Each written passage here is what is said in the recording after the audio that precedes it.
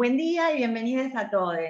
Es una enorme alegría poder reunir hoy a María Celia Vázquez, bueno, y a Sara Boswer, que está con algunas dificultades para entrar a Zoom, pero que ya se va a unir, que enseñan esta misma materia en la Universidad Nacional del Sur y en la Universidad Nacional de La Plata, junto a Mariana Espada, que estudió en esta universidad. La clase de hoy gira alrededor de dos libros de género indecidible, sobre los que solo voy a decir tres cosas. La primera, Martín Gambarota da en la tecla cuando vuelve en el posfacio que escribe sobre el concepto de historia, notas, sobre una clave para explicar qué hace de algo literatura.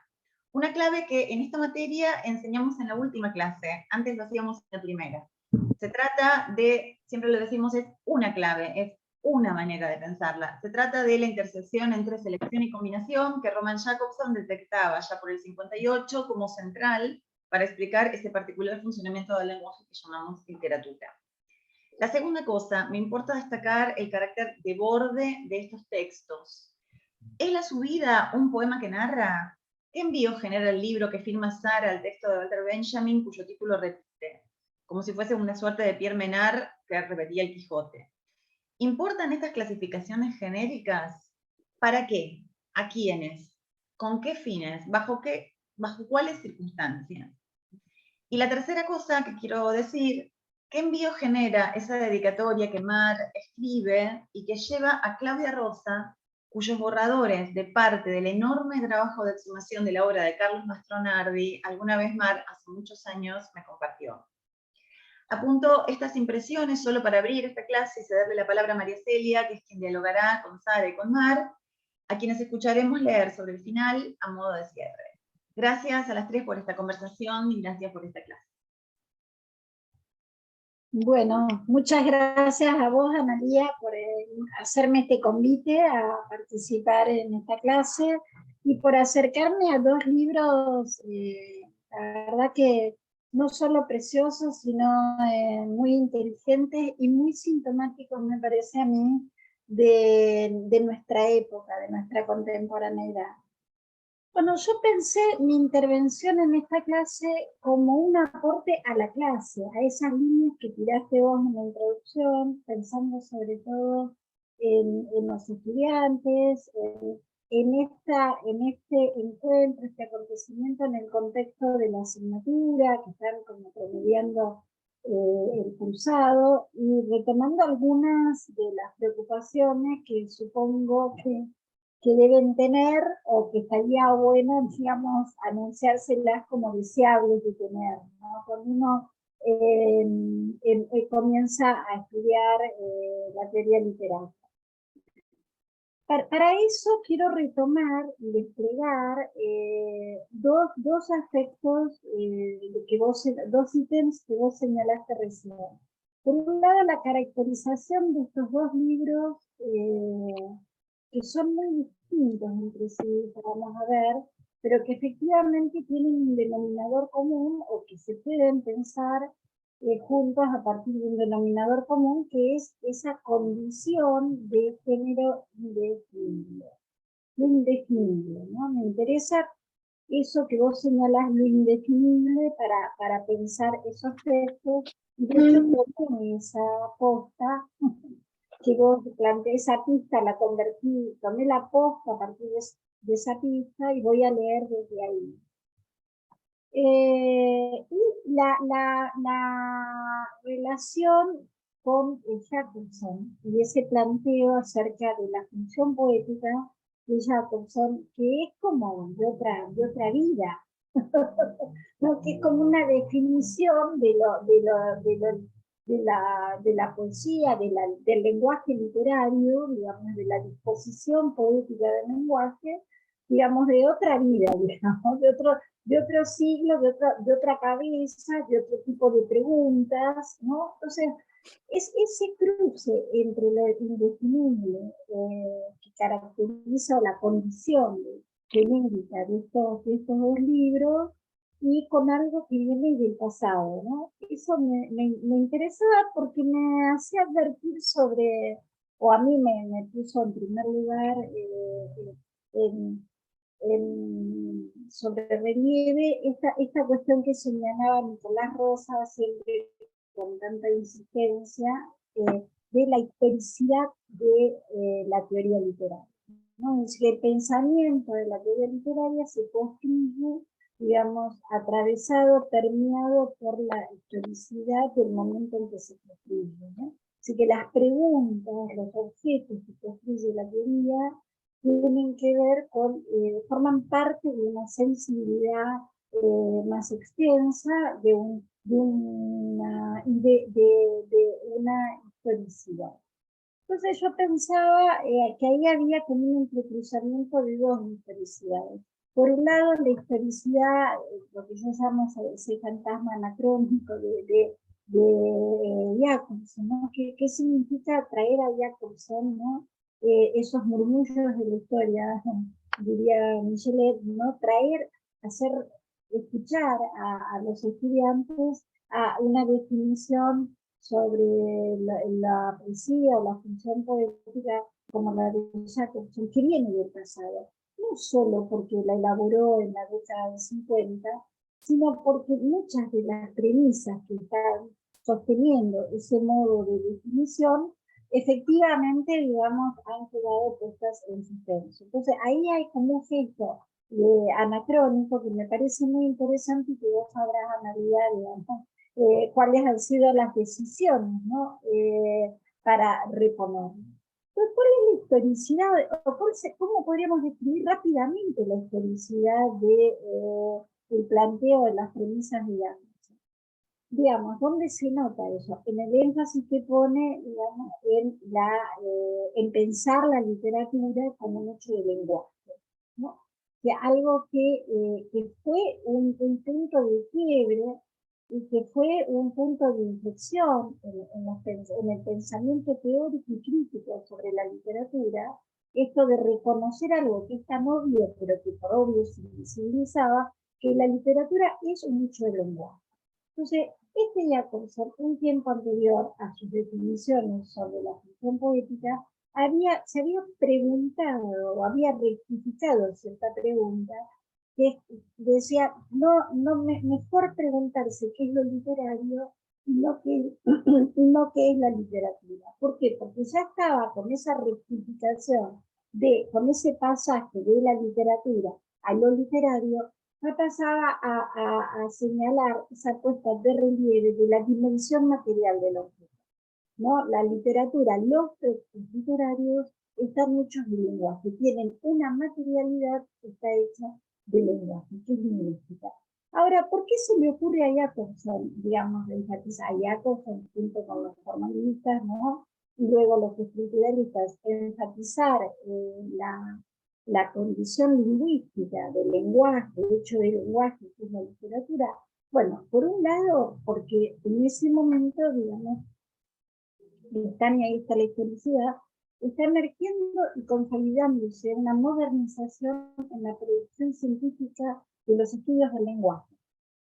Si la lingüística se perfila como una disciplina científica, pensemos en los aportes de Ferdinand de Saussure, y esa cientificidad también se proyecta como una ilusión y como una aspiración a los estudios teóricos, eso es el formalismo y luego el estructuralismo con más énfasis, y a los presupuestos críticos sobre la literatura. Entonces, hay la historicidad de esa pregunta y de las definiciones de Jacobson sobre lo literario se puede reponer a partir de reponer también ese diálogo con la lingüística y con la confianza en la cientificidad. La cientificidad basada en la especificidad. La gran pregunta que se hacen los formalistas y los estructuralistas posteriormente es qué es definir específicamente los objetos que se estudian, ¿no? Sin dar con la especificidad, señalar aquello que les es propio y que los define y las distingue de los demás. Entonces, colocan también una énfasis muy fuerte en el deslimite, la delimitación de campos, áreas de estudio, zonas literarias, ¿no? Entonces, la clasificación, las taxonomías, que son el gran fetiche del estructuralismo, me parece a mí, más que el formalismo, desde ya, digamos, van a apuntar a dar cuenta de las variables, de las invariantes, de las constancias que definen las condiciones, las características de un género, de un objeto, bueno. Entonces, digo, un cruce a medida de presentar estos textos, estos libros, ¿no? Como asociados a un género de lo indefinible, y cruzarlo con Jacobson, yo digo, eso cruce, ¿no? Dos temporalidades, dos historicidades distintas. Porque lo indecidible, para mí, puede pensarse como una imagen, una metáfora, digamos, de la historicidad del pensamiento contemporáneo, ¿no? Según yo pude averiguar, no sé si lo pensaste en ese sentido, Analía, lo indecidible es un concepto que viene de la lógica matemática, que plantea un problema de decisión, justamente. Son aquellos problemas que plantean un problema de decisión que no pueden resolverse por sí o por no a partir de un algoritmo. Bueno, esto, lo indecidible es esto, plantea un problema de decisión. ¿Estos textos son o se hacen? ¿Son poéticos o no lo son? Para retornar a mí esa pregunta de son o se hacen, siempre me gusta en relación a la literatura, ¿no? Porque hay algo de provocación en eso. La pregunta sería si eso importa, definirlo genéricamente y definir si son o se hacen. Digamos, como también anticipó Analía, el modo de acercarse a leer cualquier texto, no solo esto en particular, digamos, son decisiones que va tomando cada lector, ¿no? Bueno, yo quise acercarme a presentar estos dos textos, retomando esta cuestión de pensar cómo la producción de estos textos está muy, digamos, atravesada por las condiciones contemporáneas de un pensamiento teórico, crítico, pero también ético, me parece, ¿no? Que hace, digamos, de la inestabilidad, del entrecruzamiento, de la mutación, de la inestabilidad, de nuevo, digo, ¿no? Un valor. Digo, que renuncia por razones que son epistemológicas, pero también éticas y políticas, que viene renunciando desde la década del 60, digamos. Me parece que esa sería como la reconstrucción genealógica de este pensamiento que algunos llaman de la diferencia, de la partición, que tiene como sus distintas versiones y variantes, que viene renunciando a pensar el binarismo sin una idea de totalidad en términos esenciales, ¿no? Un pensamiento que piensa más bien en estados, en devenires, en movimientos, en flujos. Ese es el pensamiento de nuestra contemporaneidad. La mayoría de las construcciones discursivas de inteligibilidad de nuestro momento se corresponden con estas premisas. Es un abandono absoluto por la preocupación de la especificidad, no nos importa, pero no importa si son poesía o no son poesía. Yo las leí como poesía, estas dos, tanto a la subida como a las notas sobre el concepto de historia, las notas que escribió Sara. Para mí tienen un ritmo, una temporalidad que no puedo dejar de apreciarlas como poesía. Pero hay un entrecruzamiento, en el caso del libro de Mar, La subida, con la historia. Entonces hay como me interesa pensar ese encuentro, ¿no? Es decir, cómo se produce un texto poético a partir de encontrarse con algo que está en el borde fuera, que si pensamos en delimitaciones, ¿no? que sería la historia, ¿no? Y hay como un ir desde la poesía hacia la historia y un traer, un deslizar la historia hacia la poesía. Ese movimiento que se provoca, ese movimiento que se produce en ese juego de ir hacia un lado y traer, ¿no? Del otro lado hacia acá, en el caso de la subida es por la historia, en el caso del libro de Sara es por la teoría o por la filosofía o el pensamiento filosófico de Benjamin, justamente las tesis sobre la historia, me parece que ahí hay algo que es muy interesante para ser leído, digamos, desde esto que señala Analía del género, lo indecidible del género, ¿no? Lo indecidible tomarlo no para decidir, no para decidir, sino para desplegarlo, ¿no? Para desplegarlo en su potencia y para desplegarlo en su movimiento. Entonces, pensando en que lo indecidible era la clave o la pista que me tiró Amalia, que yo quería retomar para hacer una aproximación a este libro, se me acercó rápidamente, se me vino a la cabeza rápidamente un libro que nosotros los que hacemos crítica literaria, por ahí no consultamos tanto, pero que para mí es maravilloso, que es ese lexicón enorme que escribieron Laplantin y Nuss, que se llama Mestizaje. Ellos mismos, la dupla compone un mestizaje, porque uno es un antropólogo y el otro un lingüista, que trabajan justamente a partir de estas premisas, ¿no? De este pensamiento de la alteridad, la diferencia, los devenires, los estados más que las esencias, es decir, que participan de todas estas premisas que yo presenté muy rápidamente acá, para construir una teoría de lo mestizo o el mestizaje como un punto de vista o una perspectiva, digamos, para analizar el estado de la cultura, las producciones estéticas, las construcciones identitarias, las actividades en este momento. Ellos justamente van a definir lo mestizo como algo que surge a partir de un encuentro.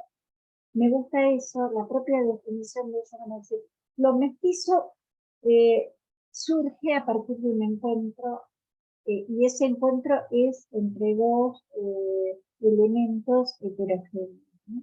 Y ese encuentro produce, dicen ellos, un deshacimiento, es decir, nos despojan de un sentido de propiedad para habilitar juegos de apropiación y nos ponen en un estado de incertidumbre. Bueno, a mí eso me encanta así como premisa general, pero sobre todo me parece muy afín para poder leer para presentar un modo de leer, ¿no? Que es siempre un modo de aproximación a dos textos, a estos dos libros. Digamos, la pregunta sería, una pregunta que yo me haría si yo desarrollara un trabajo crítico sobre la subida y sobre el concepto de historia es, ¿cómo se produce ese encuentro? ¿No? Es decir, ¿qué es lo que yo les voy a preguntar a las autoras? Ya les voy adelantando, chicas. O sea, ¿cómo se les ocurrió, ¿no? Ir hacia la historia y la filosofía y traerlo, digamos. ¿Cómo se les ocurrió provocar ese encuentro? ¿Cómo lo provocaron? Entonces, ahí de nuevo la dimensión más material, más procedimental, si ustedes quieren. ¿Y qué efecto produce ese encuentro? Porque para mí yo no leo tensión, leo más que una conversación, leo una apropiación y por ende también cierta transposición, ¿no? cierta transposición, no solo de información, ¿no? Digo, pienso en el trabajo con el archivo de la subida, no solo hay una utilización de datos, de información, sino que hay una transposición en el sentido de que se produce como una mutación de estado de esos datos que pasan, digamos, a otro tipo de textualidad, ¿no? O sea, hay como esa textualidad que a partir del encuentro se convertiría en una textualidad mestiza, según si siguiéramos esta hipótesis que yo les propongo de leer esto, digamos, como desde la teoría del mestizaje, ¿no? Entonces, bueno, a mí me parecía muy interesante pensar ese flujo, ese tránsito, ¿no? Ese movimiento que se da a partir de ese encuentro que suscitan estos textos, que justamente son textos de borde, pero también en cierto sentido son textos que desbordan, ¿no? Que desbordan la especificidad poética, ¿no? A mí me gusta pensar el borde, pero también me gusta pensar el desborde. Específicamente pensar el desborde, en el caso de la subida, es re fácil, porque aparte es un texto que el tema es el desborde. El río es, en su desborde, es mucho río, ¿no? Es otro río y es mucho río. Ahí está de nuevo esta idea de los estados alterados, digamos, para decirlo graciosa, pero también de la mutación. Es el pulso de la subida para mí, lo va marcando el río en su desborde, pero también las mutaciones de ese estado. Ese abrazo del agua que a medida que va abrazando y arrasando, ¿no? Con las cosas que toca, también produce una alteración del estado de cada cosa. Va transmutando todo lo que toca, ¿no? En ese sentido, digamos, hay como digamos, el cambio, el movimiento, la transmutación, digamos, atraviesa todo, por eso prolifera el cómo sí, ¿no? Es como si dominara el cómo sí, a partir de la subida todo se convirtiera en otras cosas, ¿no? Como si hay un montón de versos que pueden relacionarse con esa cuestión, ¿no? Entonces, digo, es claramente un texto desbordado, ¿no? La subida es un texto desbordado que narra la subida es la inundación del río Uruguay en 1959, que va narrando eso, es un largo, yo voy a usar categorías, digamos,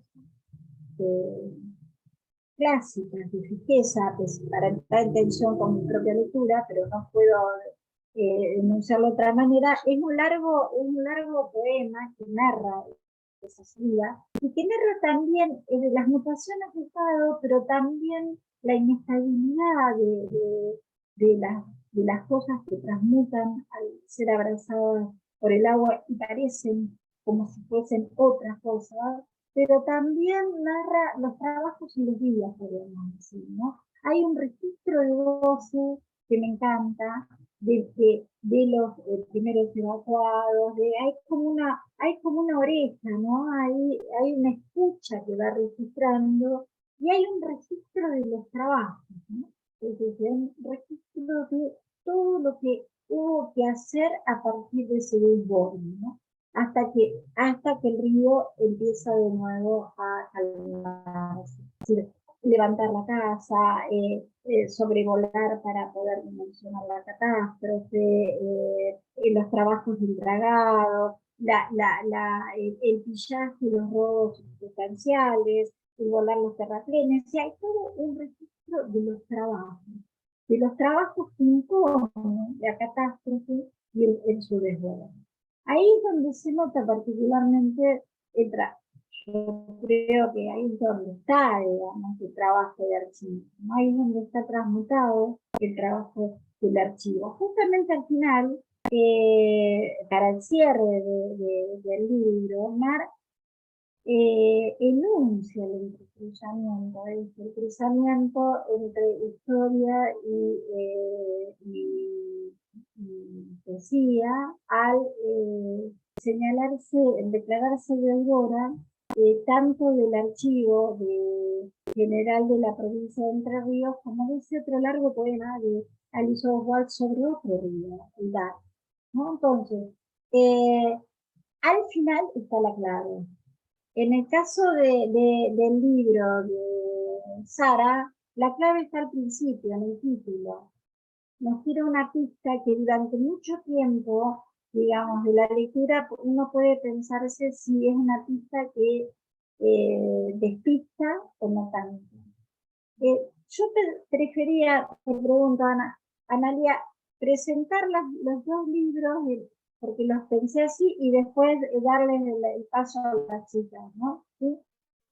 Entonces digo, la clave del entrecruzamiento de la subida, yo la encuentro al final, en esa agradecimiento, la deuda, ¿no? Y en el caso del libro de Sara, está al principio, digamos, está desde el título, ¿no? Sobre el concepto de historia, notas. Es decir, ahí ya está la Benjamin como una baliza, ¿no? Entonces, en el libro de Sara, además de la cita, la referencia, el envío al famosísimo y súper interesantísimo ensayo sobre la historia, el concepto de historia de Benjamin, se produce otro cruce y otro desborde del lenguaje, que es el del lenguaje verbal, digamos que también se cruza con el dibujo. Entonces ahí tenemos como un cruzamiento de imagen, dibujo, lenguaje verbal, pensamiento teórico o pensamiento filosófico. Sara dice, estuve leyendo algunas cosas que plantea Sara, que cuenta Sara a propósito de traerlo a Benjamin para acá, ¿no? Traerlo a Benjamin, que es una apuesta re difícil. O sea, trabajar poéticamente con las tesis de Benjamin, ¿no? Es una idea muy original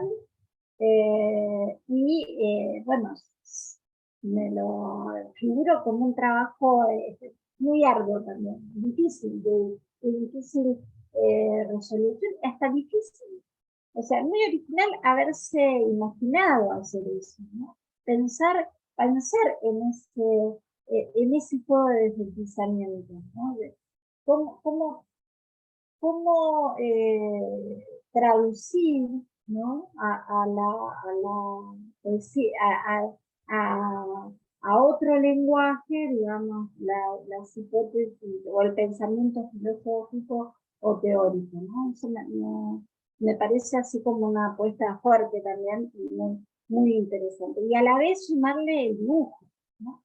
Entonces, ahí el movimiento, digamos, yo ahí tampoco encuentro una tensión, no encuentro una tensión entre los pensamiento filosófico y poesía. Ese encuentro se da, digamos, se da como dicen los mensajes, es un encuentro que se da de lado a lado y no de arriba hacia abajo. Digamos, no hay un diálogo con verticalidades, sino se da de lado a lado y que no hay, es como si para ir descubriendo Benjamin habría que mirarlo lateralmente, porque aparece elusivamente aparece Benjamin, de eso después yo quiero que un poco cuente, digamos, esas transposiciones, ¿no? Que hace, que yo digo transposiciones, creo que a Sara le interesa más pensarlos como apropiaciones, pero efectivamente hay una apropiación de de las tesis para convertirlas, digamos, traducirlas, traspolarlas, enunciarlas de otra manera, ¿no? Ahora, para leer esa transposición, digamos, hay que hacer una mirada lateral. Me gusta, no es de frente, pero no están enunciadas explícitamente, ¿no? Y producen, en ese tránsito se produce cierto desfasaje, que me parece que ese, eso es leer lo indecidible, leer ese movimiento, el entre como un movimiento en el que se produce un texto. Eso se puede ver muy bien en el libro de Sara para mí. También se puede leer el resto, lo que queda en pie de la teoría del arte, ¿no? Porque digo, hay una historicidad, hay una contemporaneidad, y hay algo que es lo que queda en pie, lo que queda, ¿no? Lo que queda después de tantas mareas, de tanto tiempo que ha pasado, y para mí el resto es seguir pensando que la forma tiene un valor de significación muy importante cuando trabajamos con literatura, sea la que sea, digamos. Y entonces yo veo, digamos, que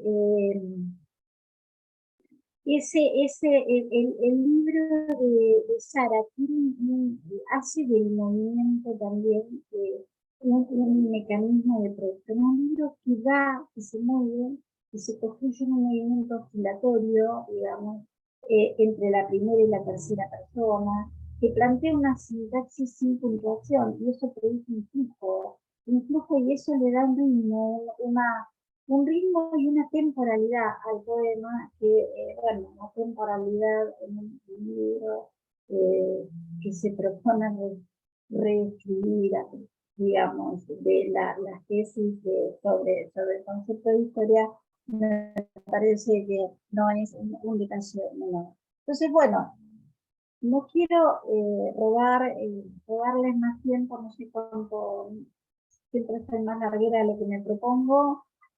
Mi interés es sobre todo darle el paso a Mar y a Sara, que tenemos el privilegio que no siempre se da, de contar con la presencia de las escritoras. Mis preguntas son muy parecidas para las dos.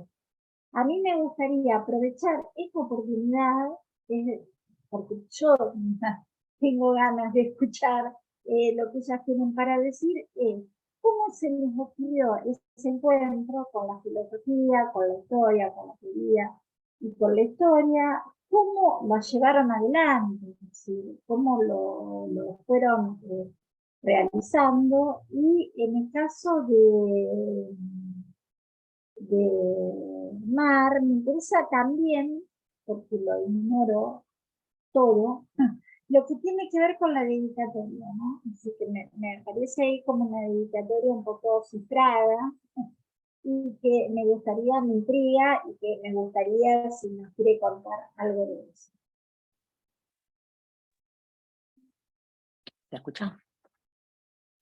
Vale, bueno, primero que nada, gracias María Celia por esa lectura tan generosa, tan atenta y tan atinada, y como siempre, gracias Analía, a quien me une un amor infinito a través de los años, y gracias a Sara por ese librazo, y a todos quienes están aquí hoy.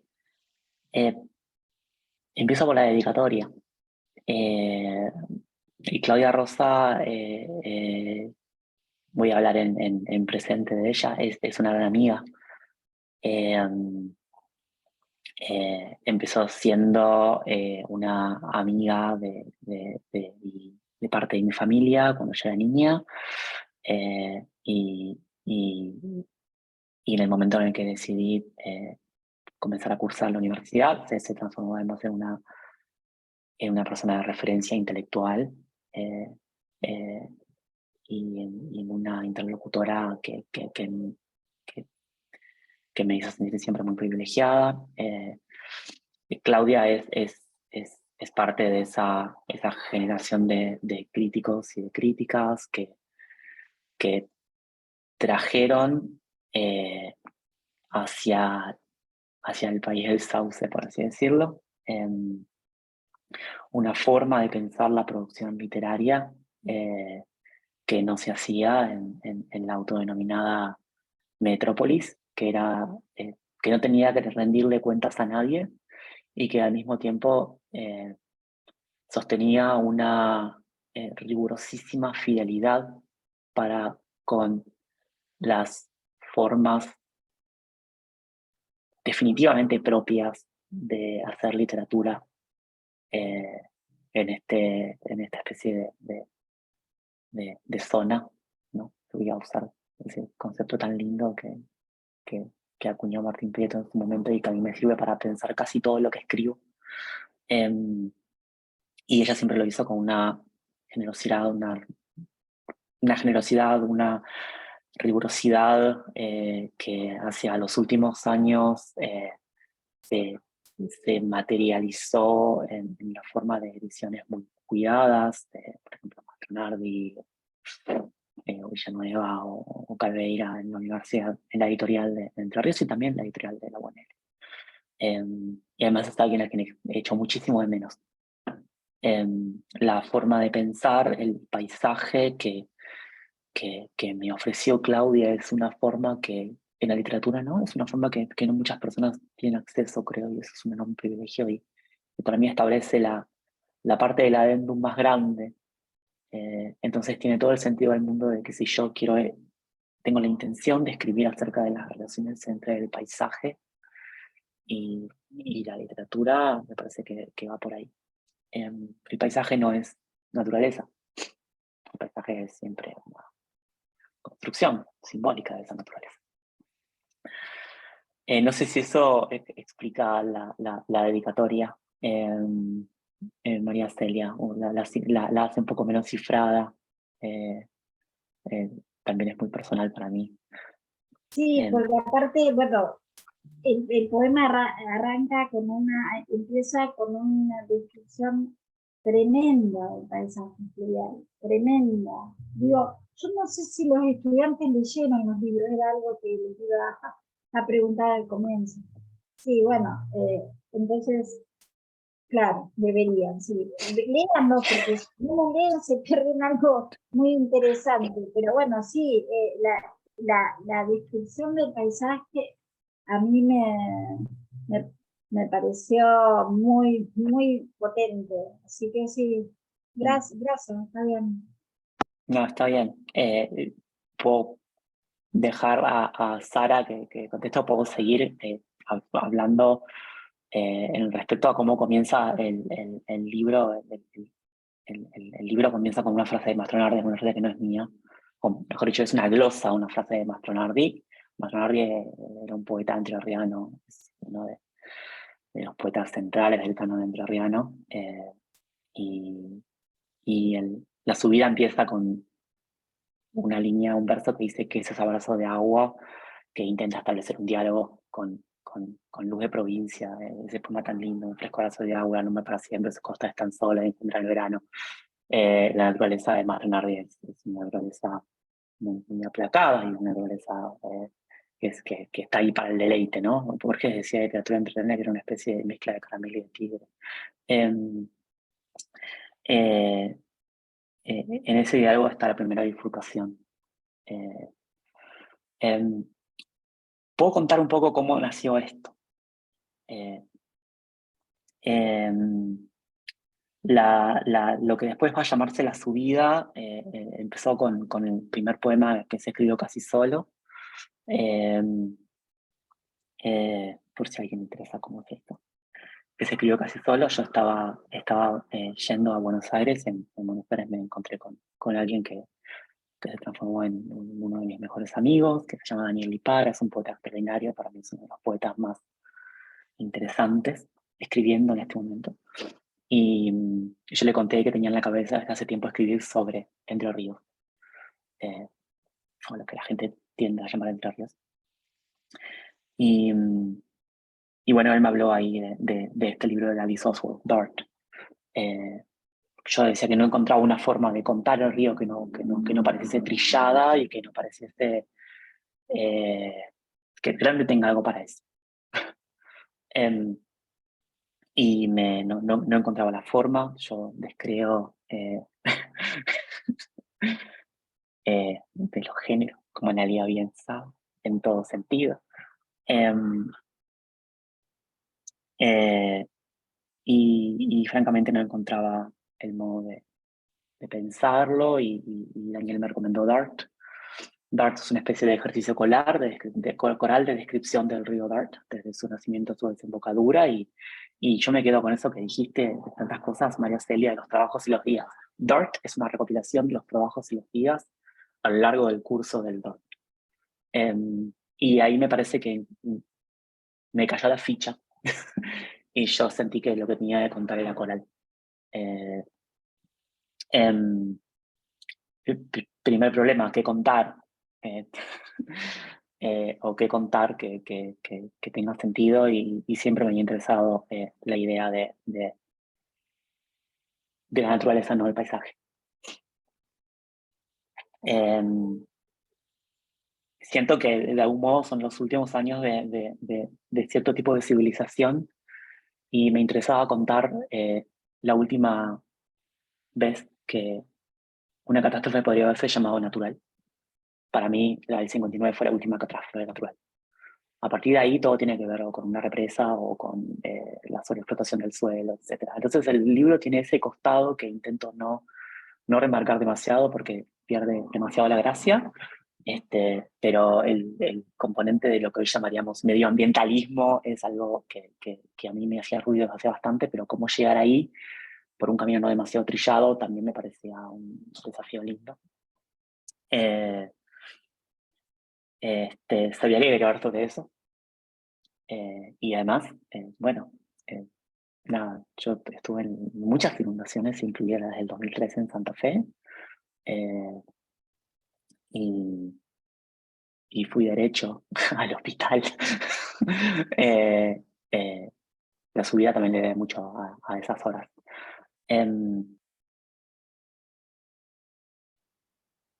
Y casi de manera automática vino la idea de escribir el archivo histórico de Entre Ríos sin la más mínima expectativa. No sabía si tenían un mail de hemeroteca o qué. Yo les escribí un mail un poco contándoles lo que tenían en la cabeza. Y nada, lo habré escrito a las 11 de la noche aquí en Barcelona, y a la mañana cuando me desperté tenía un mail muy lindo y un WeTransfer de 50 megabytes con escaneos de diarios de la época. Sobre el tema. Alguien se había tomado el tiempo y nada, eso se transformó. No sé quién está del otro lado, francamente. Solo agradecimiento.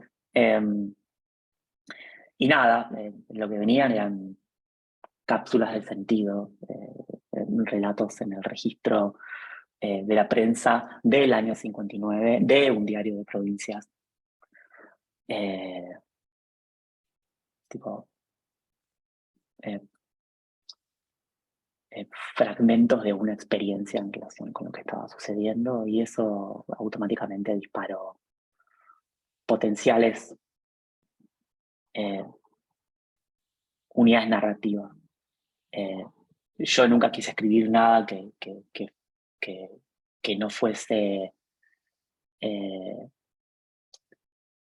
tradicionalmente poético. O sea, no, mi interés principal con todo esto fue demostrarme a mí misma que podía escribir algo un poco más ambicioso que lo que había escrito antes.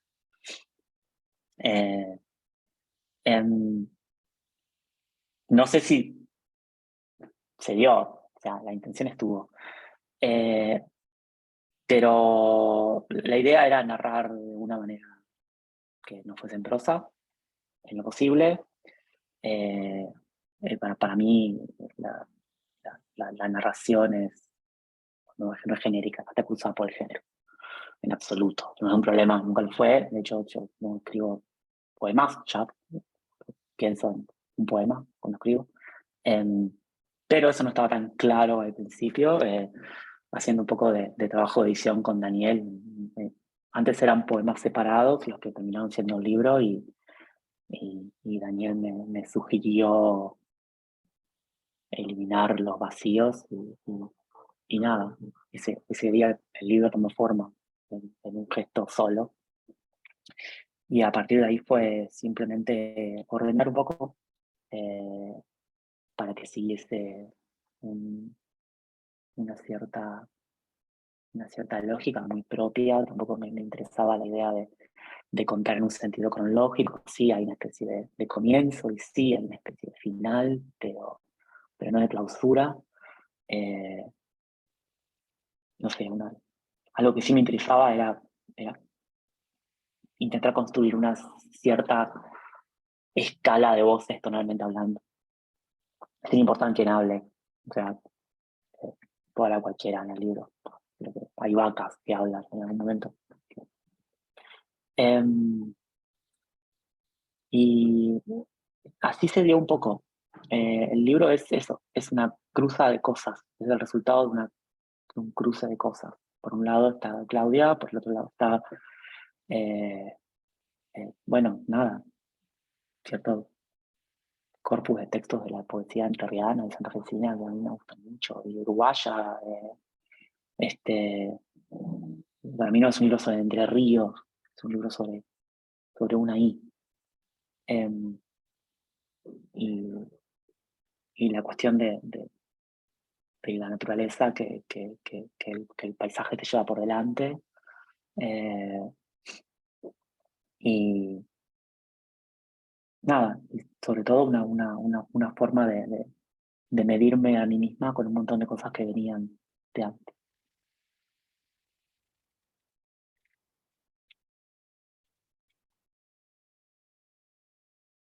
No escucho, ¿soy solo yo? No estábamos hablando. Ah, vale, ok. No sé si algo más. No sé. No, bueno, no sé si querés pasarle la palabra a Sara, ¿no? Así Sí, claro. Bueno, pasamos la posta. bueno, no sé si alguien quiere preguntar o comentar a Mar, ¿no? O sigo yo. Sí, Sara, Sigo. te quiero más. Bueno. No, digo, bueno, primero me pliego a los agradecimientos. Y digo, para seguir el hilo y no cortar, pensaba que mientras te escuchaba, Mar, en la conexión que hay entre los trabajos nuestros, y que tranquilamente la subida, y cuando lo leí fue como muy claro, ¿no? Que la subida es como, yo podría pensarla como un modo de realizar algunas de las preguntas que a mí me inquietan, digo, que me llevaron a trabajar con las tesis sobre la historia de Benjamin, y que tienen que ver con todo lo que vengo trabajando en relación a la historia, ¿no? Y a cómo contar la historia, ¿no? Cómo escribir la historia, digamos, y qué historia escribir, no la historia en abstracto, sino nuestra historia. Y que además, digo, no solo las preguntas, y ahí es donde se dan los diálogos y los cruces, digo, no solo para pensar cómo escribir algo que podría entrar dentro de lo poético. También, digamos, yo me siento muy incómoda con los géneros, ¿no? Digamos, vengo bastante, digamos, lo hablaba el otro día con María Celia, digo, vengo bastante pensando en lo fluido, ¿no? Lo fluido, digo, de los géneros, y nunca me sentí cómoda como con las etiquetas de, ¿no? Los poetas, me parece que está bueno revisar las construcciones que se arman en torno a digamos, a esas clasificaciones, y cómo anquilosan y no nos ayudan a ser como más libres, ¿no? En todos los aspectos. Pero también mi interés como mi interés crítico, digamos, porque también son las preguntas que me hago desde ese lugar, y lo que lo que busco investigar, y la subida puede entrar tranquilamente en el corpus de textos críticos con el que estoy trabajando, ¿no? De textos críticos, el corpus que uso para pensar mi trabajo crítico. Bueno, eso, por un lado, lo de la conexión. Después retomando, no sé, pregúntenme, porque uno, a lo mejor empiezo a hablar y no se entiende, no me puedo explicar, pregúntenme. Retomando las preguntas de María Celia en relación al cómo surge. Y algo que venía pensando más estos días, porque primero para mí cómo surge de la necesidad de unir, digamos, como en un momento de empezar a relacionar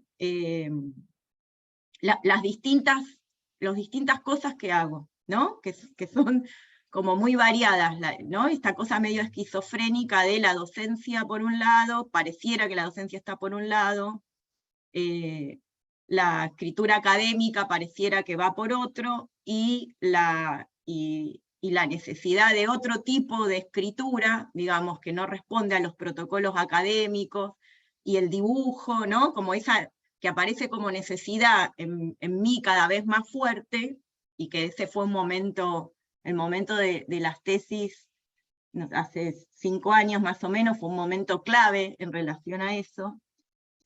Pareciera como todo desperdigado.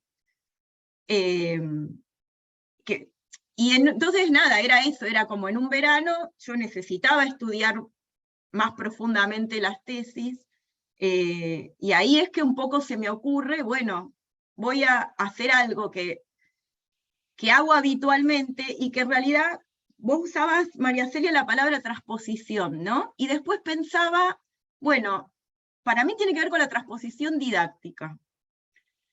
Digamos, para mí el modo, lo que me llevó a, esto que ustedes señalan como original, a mí me sorprende yo digo, ¿por qué original? ¿No? ¿No es lo que hacemos siempre?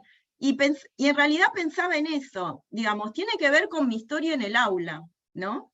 Y con como una búsqueda constante por cómo hacer que que los estudiantes, y en mi caso también los estudiantes de escuela primaria, ¿no? Cómo hacer que que la teoría no sea solamente como un corpus de textos, un objeto cerrado, parte de una conversación entre especialistas y académicos, sino que la teoría, está viva, es pensamiento, ¿no? Es parte de la conversación, y sobre literatura, que aparece en el aula. Yo veo, y lo veo constantemente,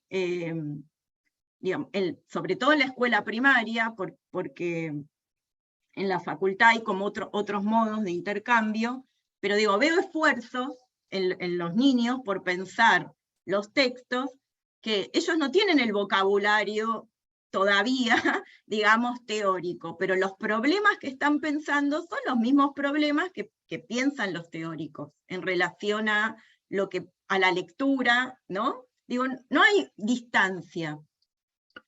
Entonces, yo creo que eso es lo que a mí me lleva como a trabajar con la teoría, ¿no? La filosofía y la teoría en general, a trabajar desde ese lugar de apropiación o de transposición. Y es algo, me sorprende lo de lo original, porque la verdad que es algo bastante natural, lo vivo como algo bastante natural. Esto de, el desafío con Benjamin era cómo hacer, el tipo está proponiendo algo que es súper potente, ¿no? Y incluso me acordaba en un momento en las tesis, dice, los enemigos no han dejado de vencer. Y creo que los enemigos no han dejado de vencer porque nosotros no dejamos de citarlo sin realmente usarlo. Y usarlo, y la pregunta esta de cómo hacer una historia, cómo escribir la historia, y una historia que sea materialista, ¿no? que con todo lo que eso implica, no pudimos hacerlo, ¿no? Porque, o sea, todos tenemos la prueba de que no pudimos, de que no estamos pudiendo. Entonces, ese creo que fue como el gran desafío, ¿no? Bueno, ¿cómo me apropio de esto? Intento pensarlo en mi vida, en la vida de todos, en la vida de todos los días. Y si no puedo eso, es que esto no está sirviendo, no me está sirviendo para pensar. Esa es un poco la inquietud. Y lo mismo, digamos, poder hacer eso para escribir esto que después tomó forma de poemas y que primero eran notas de estudio, ¿no? Tanto los dibujos como las escrituras tenían esa forma, la de notas de estudio. Yo por acá no sé si se ve, pero tenía el cuadernito, ¿se ve? Y lo muestro así. Este es un cuadernito chiquito y no sé, acá por ejemplo, no sé si se ve, pero hay notas tomadas a mano con las que después salían, se ve ahí, como las primeras escrituras y dibujos. Y todo así como bastante, como, no sé, hay con tachaduras, bastante, en principio bastante espontáneo, ¿no? En este, no sé si se ve, pero en este tiene después las marcas que después son el corte de verso. Y los dibujos cambiaron un montón, ¿no? Digo, algo que digo siempre es que para mí escribir y dibujar son modos de pensar. Entonces no hubo nunca una intencionalidad, digo, o sea, yo no pensé voy a hacer un poema, o voy a hacer una obra de arte, no estoy pensando en eso. Cuando lo hago estoy intentando entender eso que quiero pensar. Después sí, cuando hubo, digamos, cuando decidí hacer algo con eso y me puse a revisarlo, y bueno, ahí aparece el trabajo con el corte de verso, y aparece de manera más consciente, por ejemplo, esto que decís, María Celia, de los signos de puntuación. Digo, ahí hay un trabajo ya más consciente, pero también pensando en esos problemas, ¿no? Digo, la idea digo, la falta de signos de puntuación tiene que ver con la idea de continuo. Digo, que es una de las ideas, digo, de Benjamin, que, digamos que en mi caso ya viene de lecturas previas con Raymond Williams, ¿no? Esta idea de que vemos las cosas separadas, porque la cultura nos enseñó a separarlas, ¿no? Y porque ahí, forma parte del sistema que vamos al trabajo y es una situación, vamos, ¿no? La familia es otra, y está todo en órdenes estancos. O que la temporalidad, esta diferencia que hay entre nuestra experiencia de cómo vivimos el tiempo, en donde está todo junto y todo mezclado, ¿no? Y cómo lo explicamos, que en general tendemos a explicarlo como una sucesión o como una superposición, ¿no? Estas dos ideas como dominantes que hay del tiempo, digamos, la cronológica o la geológica, ¿no? Son, digamos, y en realidad siempre estamos como obviando que el tiempo está todo junto. O sea, somos acá en este momento, pasado, presente, futuro, ¿no? Porque estoy acá yo hablando y ustedes por ahí están pensando en lo que van a hacer después, porque hay objetos acá que fueron hechos quién sabe cuándo. Estamos todo el tiempo superponiendo en el mismo momento. Bueno, nada, después empecé como también a trabajar eso, ¿no? Desde el corte de verso, como de modo más consciente. Al principio las notas, igual no hubo muchos cambios, los cambios más grandes son de corte de verso.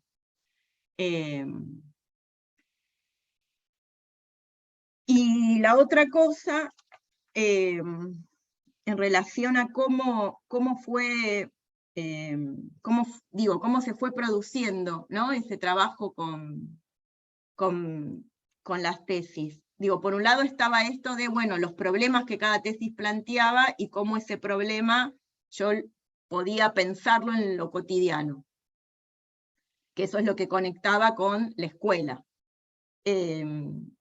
Y después, por otro lado, bueno, las tesis ya de por sí, y Benjamin tiene una escritura que podemos decir que es muy poética, porque, digamos, está esta idea de él piensa con imágenes, ¿no? Entonces hay muchas imágenes, y algunas las tomé literalmente, algunas las tomé tal cual, y entraron así a las tesis. Digamos, hay varias, y en alguna de las tesis, yo digo, iba leyendo otros textos de Benjamin para poder entender ese, ¿no? Iba leyendo textos sobre las tesis, digo, iba leyendo otras cosas. O sea, fue un momento de estudio, digamos, fue un momento de estudio en donde el resumen, en vez de ser el resumen tradicional, tomó esa forma, o en vez de escribir un paper académico, es que, digo, hice eso, pero el proceso fue similar, digamos, al que hacemos cuando escribimos un trabajo de investigación, no fue muy distinto. Aparecen también otros textos, me encontraba con algo que me gustaba y me servía ahí para, hay como una especie de, no sé si montaje, collage, porque está como, ¿no?, más deformado. ¿Qué otra cosa? Creo que ya está, ¿no? ¿Qué tipo de texto produce? Y el tema del borde, decías, María Celia. Bueno, me parece que eso queda como librado al lector, ¿no? Yo creo que eso queda librado al lector. Lo que tengo claro es que en mis intenciones, cada vez la cosa es más mezclada. Yo tengo necesidad y deseo de escribir y dibujar, y eso puede tomar distintas formas, y cada vez está como más en diálogo, ¿no? Sí pasa esto, que necesito escribir más en verso, pero las preguntas y los problemas son los mismos. Y después, si leer o no el texto con Benjamin, y bueno, y eso creo que también es algo que está para discutir, ¿no? Yo le compartí a María Celia la devolución que tuve del poeta Osvaldo Méndez, en donde él hace una comparación, y digo, tomó los textos de Benjamin y hace un análisis comparándolo, ¿no? Viendo qué hay, qué no hay, y claro, él dice que gana leyéndolo junto con las tesis. Bueno, creo que eso quedará, es probable, yo las leía y digo, claro, acá estoy discutiendo esto, estoy discutiendo aquello, es probable que gane, que haya ahí otras cosas para ver. Pero también me parece que está bueno ahí lo que dice Gambarota, digo que bueno, que también se podría sostener solas, ¿no? Ojalá también se puedan sostener solas. Pero bueno, es parte de los riesgos, digamos. Bueno, gracias Sara, gracias María Celia. Nos quedan 20 minutos, pero yo quisiera comentarles 2 o 3 cositas. Primero, que en esta cursada voy a alterar el esquema de las clases que vienen, porque la que viene va a ser una clase sobre esta clase, que se va a convertir en una bisagra no solo en la clase de este año, sino en todas las clases de teoría, y también es muy interesante que la retomen didáctica. Yo doy esas 2 materias. Mar me enseñó, cuando fue mi alumna, que no tengo que subestimar lo que puede pasar en un aula de secundaria, y que se podía llevar Mastronardi a un aula de secundaria, como ya hizo, cuando hizo sus prácticas hace bastantes años ya. Pero dado que está Vinicius, que es un lector de poesía, que lee desde claves que atraviesan muchas de las cuestiones que discutieron hoy. No sé si alguien más quiere hacer una pregunta, pero no sé si vos, Vinicius, querés hacerle una pregunta. Tal vez, si nos queda después un ratito de tiempo, me gustaría, por escuchar cómo ustedes le ponen respiración a los textos que pudieran leer, al menos un fragmento hacia el final, Sara y Mar, si tienen ganas. Pero no sé si, Vinicius, ¿les querés hacer alguna pregunta? Bueno, sí, yo quiero hacer una para Sara, sí. Me encantó escucharte, como que yo leí su otro libro, El Sarmiento Nunca Probó un Kiwi, y me encantó como entablaste un diálogo con él al pensar esa dimensión esquizofrénica de la docencia y del aula, ¿no? Y hay una parte de este libro en donde ahora solo puedo querer aprender a demorarme por las dudas. Yo estaba pensando en algunas imágenes, el tejido, la tela de araña, el mosquitero, como todas maneras de intentar mantenernos enredados, ¿no? Los lectores y también los alumnos, ¿no? Y yo, no sé, es más una pregunta simple, sí, pero es la opción por la serie, ¿no? Los poemas con números, y en el final hay el A y B que no están con números, que son como notas conclusivas, ¿no? Escolios, no sé cómo llamar. Y en una de ellas, tú misma cuestionas así como que irónicamente es la opción por la serie para captar los acontecimientos, ¿no? Y quisiera, no sé si quisiera comentar esto de la opción por la serie, ¿no? El poema seriado, que es una especie de poema longo o largo, pero al mismo tiempo hay una especie de analogía con la línea de montaje de la producción, y en el final vos cambiaron las condiciones y pone postfordismo y cambios astrológicos, ¿no? Y no sé, fue una cosa que estaba pensando en eso, pudiera comentar. Y también eso de la relación con el otro libro, sí. Gracias. Es para charlar horas igual, ¿eh? Porque, a ver, sí, en el de Sarmiento nunca probó un kiwi, que es parte de lo que empiezo a escribir después de este. También, digo, aparece esto en la historia y también hay un trabajo con textos de Sarmiento, digamos. Ahí aparece un trabajo similar al que hice acá con Benjamin, pero con textos de Sarmiento y textos de algún otro pedagogo, en realidad de Próspero Alemandri, que fue el que fundó la escuela normal a la que fui, y que en algún momento fue ministro, en ese momento se llama Instrucción Pública, digo, como... entonces ahí hay un trabajo también con otros textos. Y forma parte de lo que empiezo a escribir después de este, que en general tiene que ver, digo, siempre aparece algo vinculado a la historia, ¿no? Y ahí era la historia, en el de Sarmiento era la inquietud, bueno, nuestro pasaje por las escuelas, ¿no?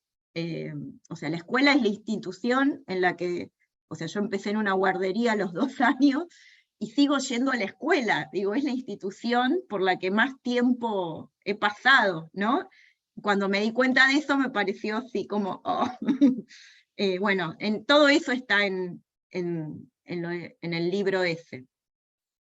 Digamos, la historia de la educación pública y la historia de los docentes y la personal, y bueno, y un poco la argentina también. En el de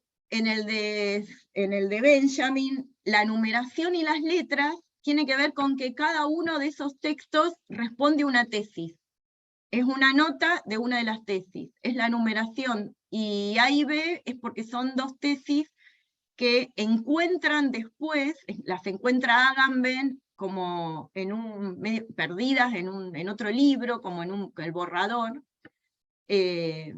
digamos, y no formaron parte como del manuscrito que quedó de Benjamin, sino que las encontraron posteriormente, entonces le pusieron letras. Y yo decidí ahí, como era precisamente era un trabajo de notas, decidí, digo, esa fue la lógica. Y lo que sí, que me parece que está genial, lo que estás diciendo es, digamos, no, esta idea de serie, ¿no? Precisamente como lo que me preocupa es la historia y no el poema como forma. Digamos, yo ya no escribo poemas, o en todo caso cuando escribo poemas, eso forma parte de cosas que son mías y que quedan como archivadas en otro espacio, pero no en lo que vengo escribiendo, ¿no? Y me genera mucho ruido, digo, la idea de hoy en día, y desde las preguntas que me hago, pensar en escribir un poema, ¿no? Me gusta más esta idea del diálogo y del texto, por ahí no desde tanto lo narrativo, sino de cómo se va armando en esa cosa fragmentaria, ¿no? Y cómo, digo, las distintas voces y las distintas, no sé, visiones, sentimientos, imágenes, cómo la vida puede entrar, digamos, en ese continuo que se va armando con cortes, ¿no? Con una temporalidad compleja, pero que no deja de ser un continuo. ¿No? ¿Respondí? Gracias. Gracias. Bueno, si les parece Mar, si les parece Sara, si ustedes quieren, nos regalan la lectura de un pasaje, es solo para escuchar cómo ustedes leen. Bueno, a veces en la cátedra tenemos tiempo para trabajar algunos textos de Ana Porrúa sobre la respiración en la poesía y la voz de los poetas. En didáctica siempre lo retomamos, así que me gustaría que nos regalen un cachito de lectura, ya que nos quedan 15 minutos.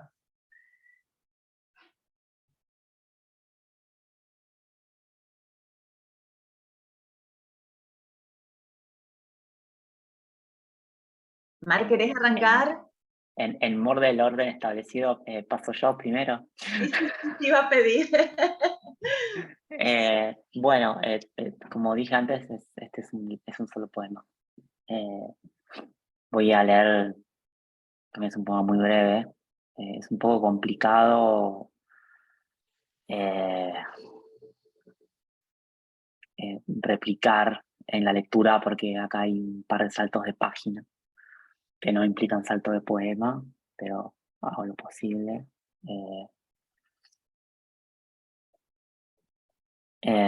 Nada, es un último par de poemas.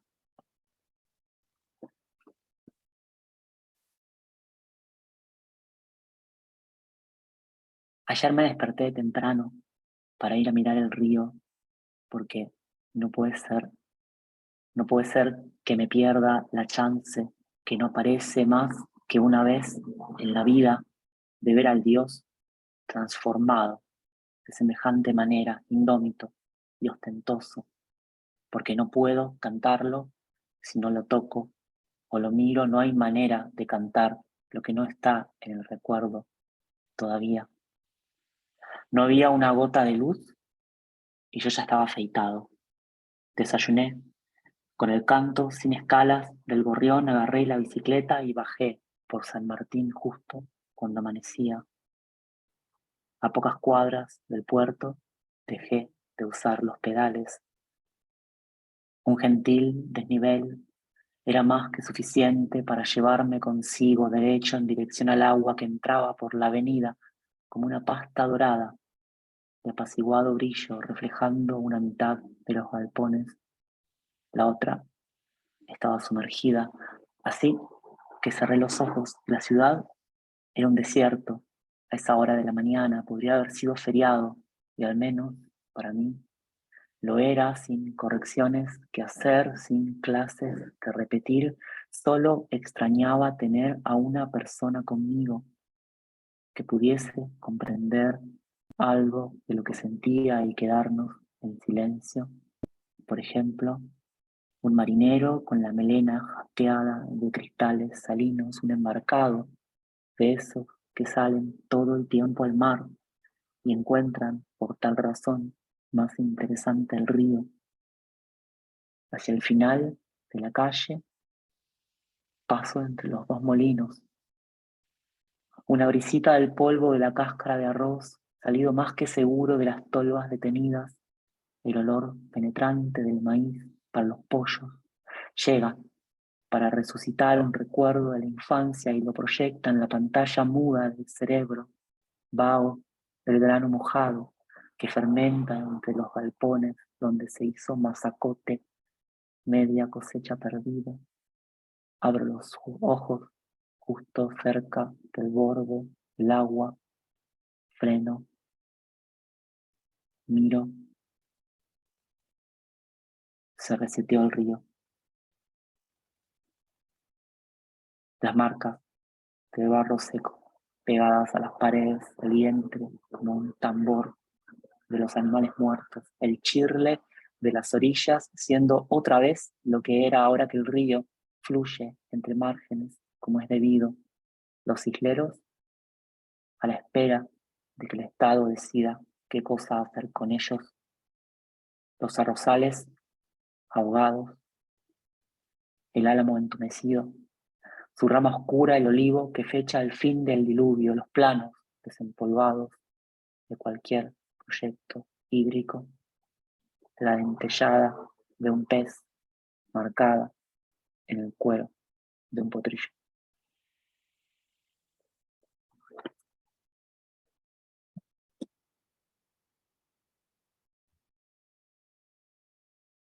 Sara.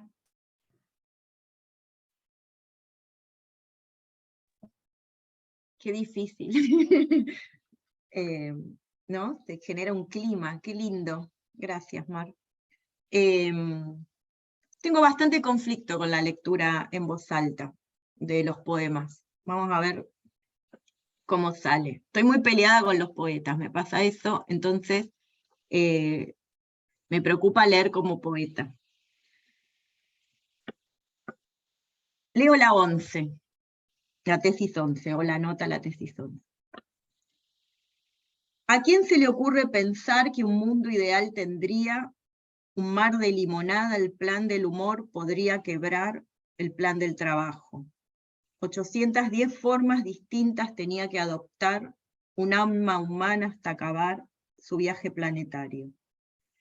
730 años eran de felicidad, 45 favorables, 45 desfavorables o infelices porque en las propiedades de un perro o de una vaca decía una flor de Santa Rita o una mariposa, un grano de sal o una roca, todas las pasiones se dibujan. El problema es la tela de araña, pero claro, de este enredo otro podría ser el orden. ¿Leo una más? Sí, leo un par más entonces. La 10. Había una forma para entender. Las sensaciones recolectarlas como en un ramo. Entre los cálculos buscar algo que agarre el tiempo, pero ahora agregás que conviene intentar con la distancia. Desde lejos un mosquitero brilla, aunque como está ahí desde hace tanto, con la tormenta o un viento fuerte, todo acá se llena de olor a tierra. Y parece que eso es lo único que sucede.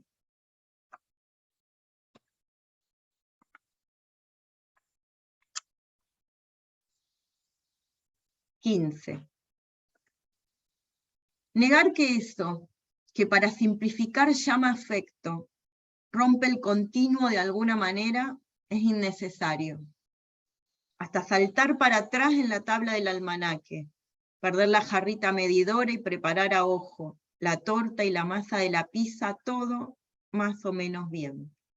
Aunque una parte de la discusión se vaya en definir un método, habría que inventar algo para medir no los minutos que tarda en llegar a tu casa, si además como ahora va caminando y llueve, sino la charla que en verdad ocurre adentro de su cabeza.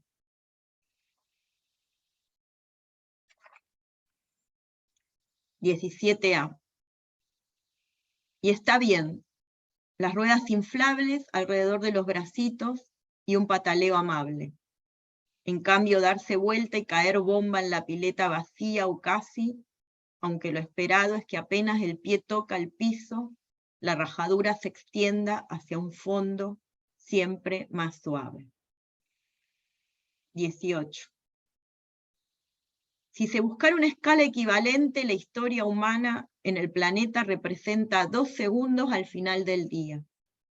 Respondés entonces que en esta forma tan conocida, de agarrar la sartén o de atarse el pelo, más que supervivencia y el gesto, de esa historia su recapitulación, o algo así. Recién cuando la sartén cae y lleno el piso de verduras, o la gomita se corta entre los dedos, veo el agujero que se abre en el aire. ¿Sí? ¿O más? No. No sé los tiempos. Estamos con los tiempos ya pasaditos. Bueno, la verdad que quiero agradecer bueno, a quienes estuvieron conversando, escuchando del otro lado, y a María Celia, a Sara y a Mar, especialmente.